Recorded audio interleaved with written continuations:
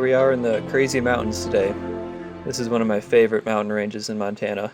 It's a pretty small, isolated range, but the mountains here are just massive and pretty intimidating too.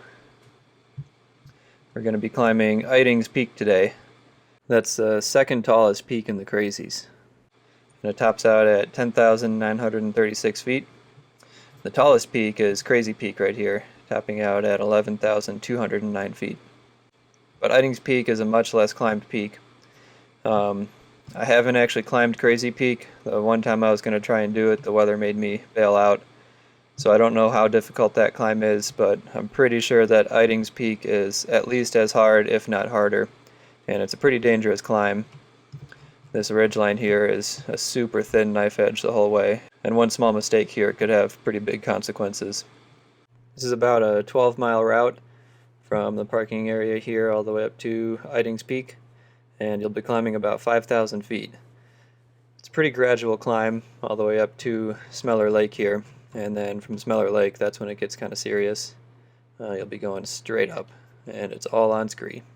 It probably could be done in one day, but we did it in 2 days, and that was much more enjoyable. Gave us some time to hang out at the lake and kind of take in the scenery along the way too.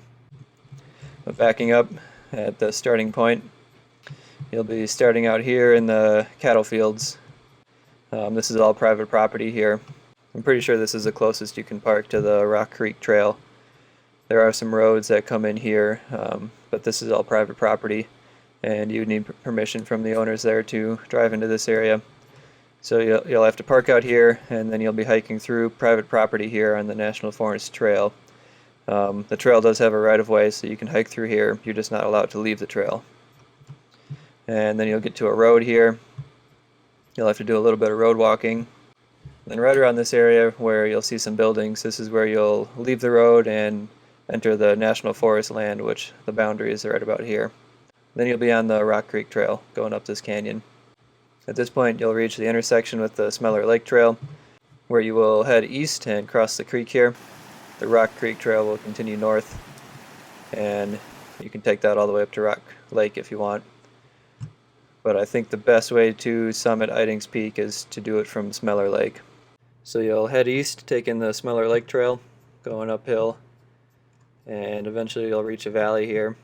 This little valley here is pretty cool. We found a bunch of wildflowers and raspberries growing by the waterfall here. And this is Smeller Creek Falls. There's like a whole series of waterfalls coming down this creek, and they're really cool. So this area is definitely worth taking a little break at. Then you'll continue on the trail up to Smeller Lake.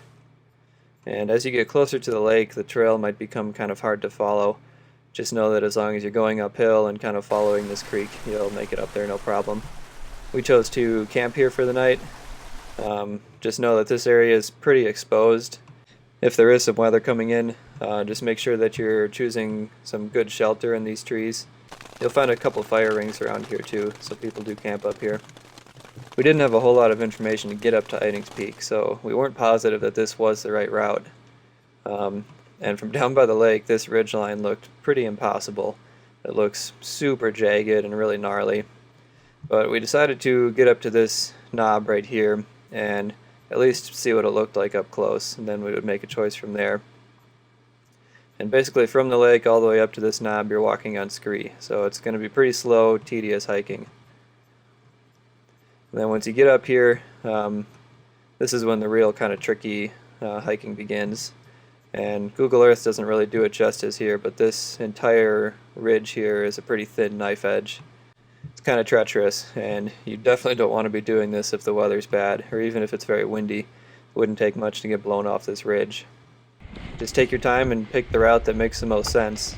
You'll be able to stay up on the ridge the entire way, but there will be some little chutes and things you have to climb down into, and then you have to climb out of them.